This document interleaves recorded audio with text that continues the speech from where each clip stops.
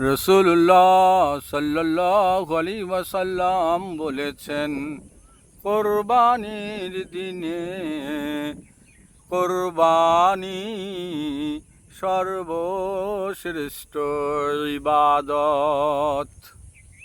রক্তের প্রথম ফোঁটা মাটিতে পড়ার পূর্বেই আল্লাহর নিকট কবুল হয়ে যায়।